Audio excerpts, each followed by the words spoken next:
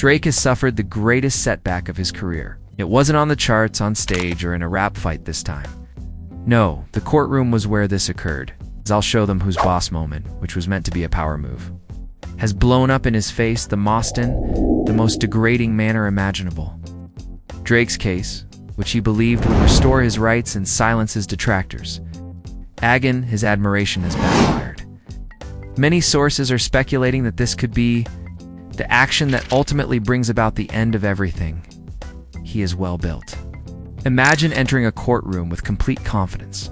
Your attorney's in line, the camera's blazing, and the conviction that you will win.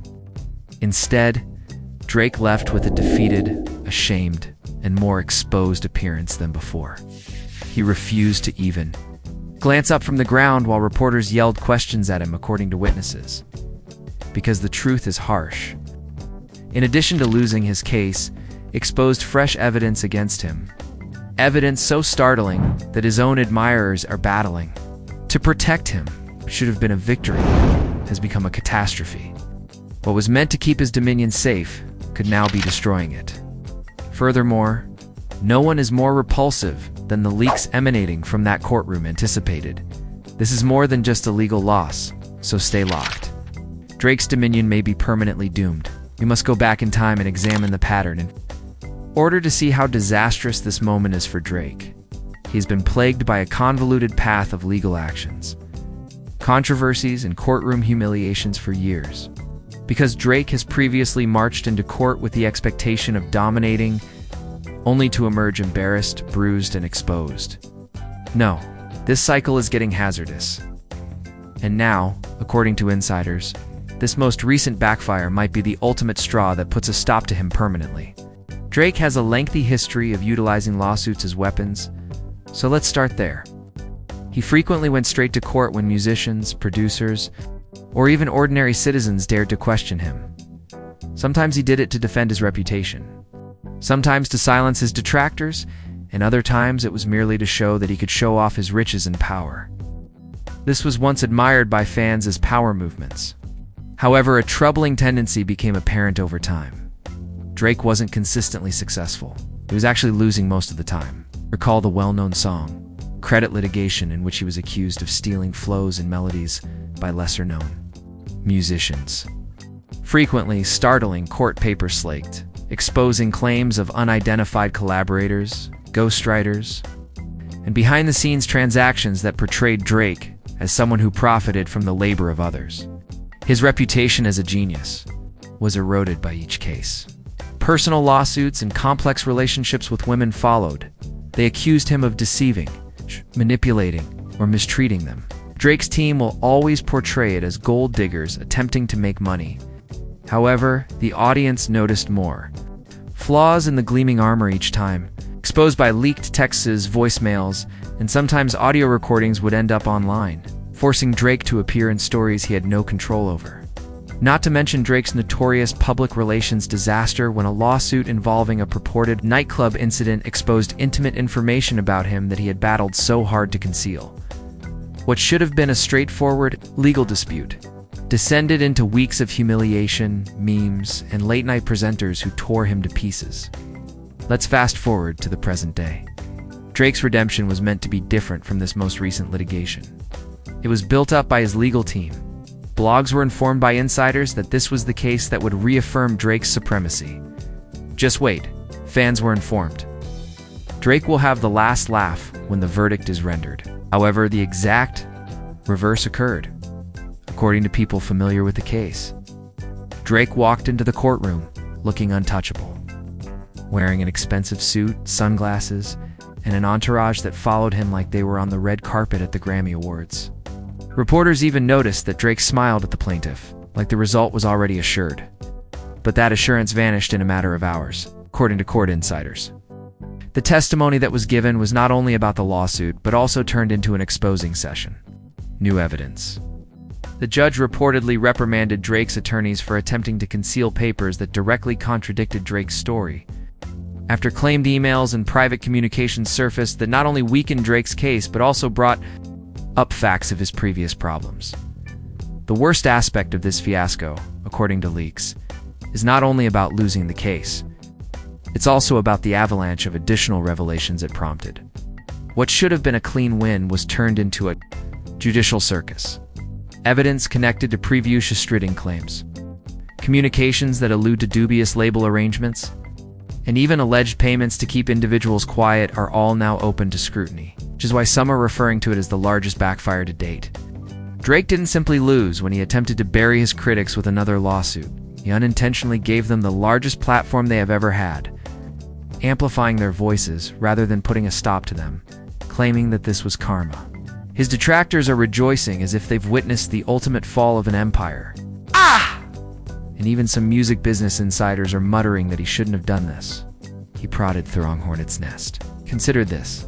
This is not a single courtroom setback. Rather, it is a pattern of man who employed the legal system as a weapon, only to have it repeatedly thrown back in his face.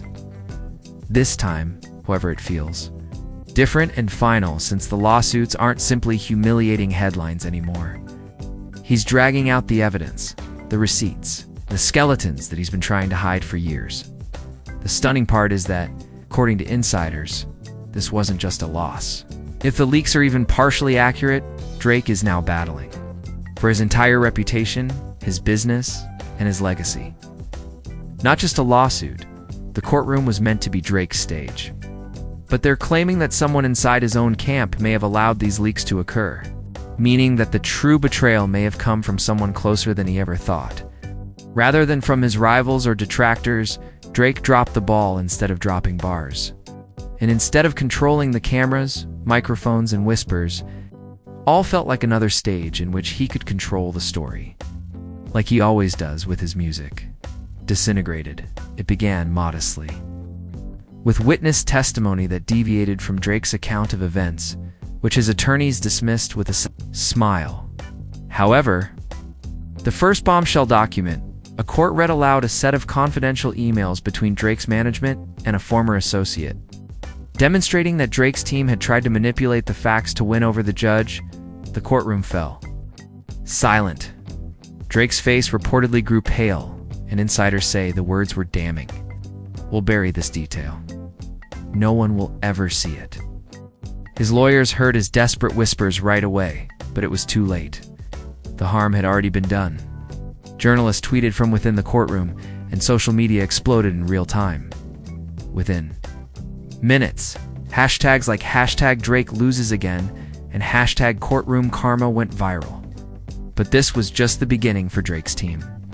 As the day went on, a second witness, someone no one had anticipated, took stand. It was a former employee with whom Drake had allegedly severed relations years prior, and they displayed actual receipts, text conversations, bank transfers, and private documents, creating a picture of not the audience gasped as a witness dropped. Line after line, each more explosive than the last, followed by the ultimate betrayal. The witness stated they weren't acting alone. This wasn't just a terrible case, but a pattern of cover dash-ups. The gallery exploded as they implied in plain daylight that someone still in Drake's inner circle had been providing them with information. Drake's attorneys protested, but the harm had irrevocable. Out in the hallway, Drake had been using lawsuits as a shield for years. But this time the shield broke and became a mirror reflecting everything he didn't want made public, and the individuals. Holding according to his friends and insiders, Drake exited the courtroom trembling. His swagger gone, and he muttered just one thing: someone. That mirror, they weren't simply his adversaries, though they might have been. You set me up. This wasn't just a defeat, it was betrayal and humiliation. And this was just the first round, because what would happen next would not only make him look foolish, it would rock the whole world. Music industry. Although the courtroom served as the battlefield, the consequences did not remain contained within its doors. As soon as Drake left the courthouse, the repercussions swept across the music industry like wildfire. Reporters shouted questions. People gathered outside yelling, "UVO is over," as cameras flashed like lightning. Drake hid behind dark shades and kept his head down, but he was unable to conceal the fact that he had once again lost the truth. He had lost the narrative. Not just the case, and within hours, the trial's leaks were going viral online, with screenshots of dubious label emails, confidential payoffs, ghostwriter contracts all over the place.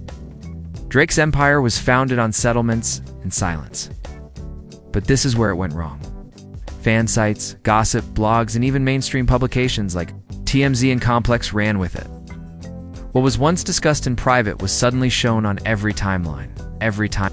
The case turned into a Pandora's box, with the names of other artists, collaborators, and industry leaders concealed within the paperwork. The leaks didn't end with Drake. UGG fans couldn't believe what they were reading when they discovered that it wasn't only about Drake's secrets. Ghostwriting networks, covert buyouts, and backroom dealings affected half the business. One contract claimed to have connected Drake's verses to a ghostwriter associated with another well-known rapper. According to another leak, Drake's company had been paying to stifle negative headlines about other A-list musicians, as well as about him. His legal fiasco sparked an industry-wide controversy, and social media went into overdrive as phony, convincing. Twitter threads claimed to decode every leaked document, connecting them to albums, songs, and even nominations for awards. According to one widely shared tweet, Drake exposed the entire system if these receipts are authentic, not just himself. Fans demanded answers, and other rappers were abruptly pulled into the fray. Was this the reason why so many of Drake's former rival, Meek Mill, tweeted a mysterious eye emoji, and fans lost their minds? Did Drake's peers remain mute when he was clowned for ghostwriters years ago? Or were they all concealing the same dark secrets? Push-It-His fan accounts resurrected his iconic diss track lines, declaring him the prophet of hip-hop. And then, in a move that felt like salt in the wound, Kendrick Lamar's supporters started to believe that everything they were reading was true. The lawsuit completed the task. Stockton passed the assist. But the most startling part was when a supposed voice note, this time not of Drake, but of a prominent industry executive, leaked. According to the tape, the voice declares Drake won't be going down by himself if he does. We all accompany him. The internet went crazy. Did Drake intend to bring people down with him? Why are there so many other names in the leaks? Insiders whispered that Drake's inner circle was disintegrating, those he previously trusted abandoning him, while the suggestion that he would become a whistleblower to save himself sent shockwaves through the society. Longtime associates remained oddly silent, and according to some accounts, Drake was conducting his own secret inquiry to identify the traitor. But each time he pointed the finger, another leak would occur, seemingly because someone within was playing a twisted game. With him, then, the second big twist occurred. A fresh set of documents that came to light online, not from the court. From an unidentified, mysterious source said that Drake had attempted to settle the complaint in private months ago, but the plaintiff declined, stating that public dissemination of this story is warranted. Drake's final vestige of dignity was shattered by that revelation because, if accurate, it indicated that he knew he couldn't win, to pay his way out like he always did. But this time the opposition refused to remain silent, and that reluctance had sparked the current inferno. Critics referred to it as karma, while supporters referred to it as the ultimate backfire. The humiliation was worldwide, and even some of Drake's closest associates began stealthily unfollowing him on Instagram, causing speculation that they were attempting to disassociate themselves from the aftermath. Canadian media argued whether Drake's legacy as Toronto's golden son was now irrevocably tarnished. While British tabloids published titles like Top Boy to Court Boy, Drake's Empire, and Shambles, even sports pundits were making fun of him, drawing similar righties between his previous courtside gaffes at Raptors games and his courtroom defeats. But the true concern was not humiliation, but rather the fear of what might happen next. Because if more skeletons are revealed, if more leaks occur, then, as insiders murmur, Drake is aware that he is facing more than just a career setback.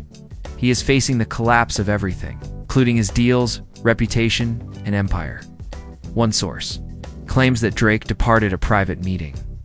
Following the trial, it's murmuring they want to bury me, but if I go down, I'm taking everyone with me. The courtroom doors had hardly closed when the outside world broke out in chaos, indicating that this was not only a legal loss, but also a cultural one. Twitter became the focal point of the storm. The hashtag Drake loses again, dominating global trends for 2 days in a row. Everyone from ardent fans to A-list celebrities had something to say about the earthquake. At this point, Drake should get a frequent flyer card for courtroom L's. One tweet went viral. Another piled on, "Uvo no longer represents October's very own. It clearly means very over." The meme generator entered doll with snippets of Drake's previous performances inserted into courtroom scenarios, fans yelling protests over his verses. However, some supported, while others ridiculed. And Drake's devoted followers said that this was all a smear attempt because they fear his influence. Reddit's threads erupted with suggestions that the leaks weren't spontaneous, but rather part of a planned takedown, perhaps financed by competitors or even industry insiders who wanted to remove him. One fan wrote, "That's why they keep dragging him into court," which received thousands of likes. The split was harsh. Supporters viewed Drake as a betrayed man, while detractors regarded him as a phony who had finally paid for years of deception and the middle. They simply grabbed popcorn and relished the chaos.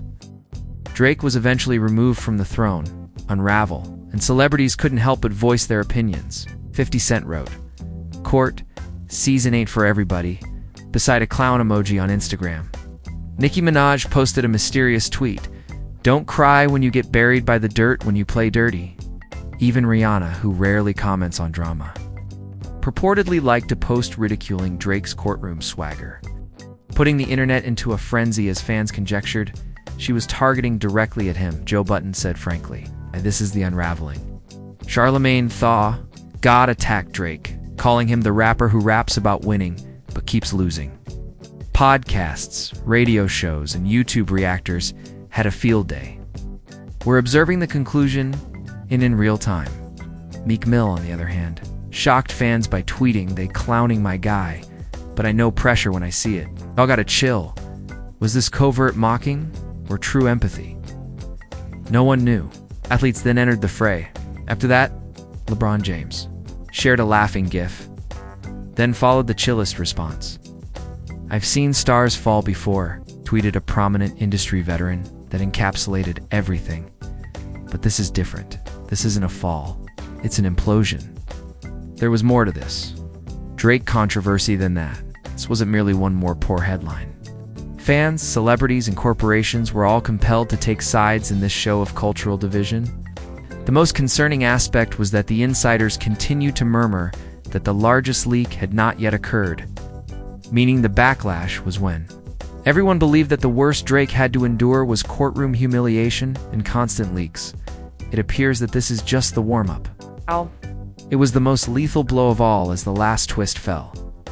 Late, one evening, an enormous file dump was posted online by an unidentified whistleblower account.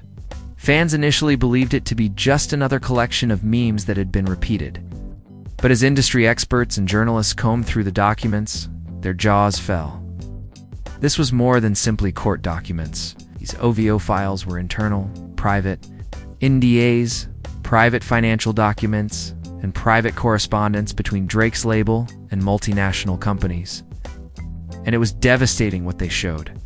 The revelations indicated that Drake had not simply lost the case. He might have committed perjury in court. Internal email screenshots appeared to demonstrate that his team purposefully concealed evidence and manipulated timeframes in order to shield him. If accurate, this implied that the defeat in court was not the end. It might lead to criminal inquiries. Fans were incredulous. Drake's guards went into a frenzy. As if they had won the Super Bowl, his detractors celebrated. And as if they knew the tempest was only getting started, the industry became hushed to silent. This is where the twist became lethal, though. Secret settlement agreements linking Drake to several previous incidents are also included in the leaked files. His team had paid Barry millions, according to scandals. The rewards were astounding and ranged from small hush-money transactions to multi-million-dollar agreements to silence former coworkers, colleagues, and even victims. One document in particular, a private clause implying Drake personally approved a settlement related to a ghostwriting case, drove the internet into a frenzied scandal. essentially acknowledging that he didn't compose the songs he claimed to have written. Twitter went crazy when this was leaked.